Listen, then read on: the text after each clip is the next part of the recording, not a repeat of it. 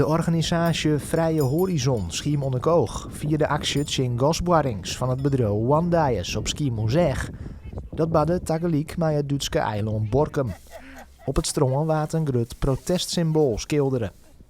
Wij hebben altijd, al een jaar of 8, hebben wij een symbool gehad. Dat is een monnik die een boortoren, gasboortoren wegschopt. Dat is nog een oud idee van een oude tekening van vroeger uit de jaren 80. Toen werden de kruisraketten weggeschopt door een mannetje. En wij hebben er een monnik van gemaakt die een boortoren wegschopt. En dat affiche wordt nu in het strand getekend. Zodat we straks vanuit de lucht met een drone die tekening zichtbaar kunnen maken. En die sturen we de hele wereld over. En dat als teken van jongens, blijf van dit gebied af.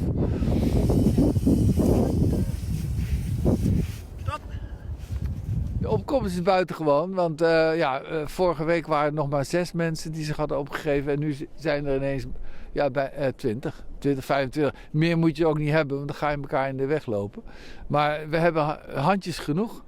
Het is heel veel werk. Het gaat onder leiding van een Duitse kunstenaar die hier op het eiland woont, Lothar. En die maakt, zijn expertise is strandtekeningen maken. Kijk, als je nou een paar jaar terug gaat, dan hadden we hier die containers. Dat was ook zoiets. Dat deed je ook met z'n allen. Weet je wel, dat moet gewoon gedaan worden en zo. En dat is wel echt hier op het eiland. Dat als iemand zegt, nou ja, we moeten even bij elkaar komen om wat te doen. Dan gebeurt het ook. En dat spreekt mij ook wel aan, ja. Onder het uitvieren van de actie werd bekendmaken dat er geen vergunningen meer aan worden voor gaswinning in de Waadzee.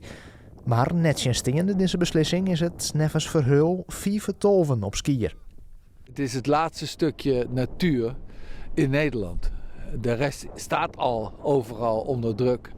Daar verderop staat de boorlocatie van de NAM al 25 jaar.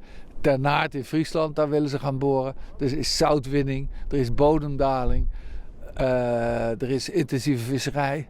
Dus jongens, laten we proberen dit nog even zuiver te houden. Er komt straks misschien een grote hoogspanningskabel dwars door het eiland, die misschien zo diep komt dat hij de grond verzwakt en het eiland misschien wel een stuk eraf breekt. Dus jongens, laten we alsjeblieft voorzichtig zijn. Je kan maar 1 keer deze stommiteit uithalen. Want de natuur, die kan niks terug doen. Die lijdt daaronder.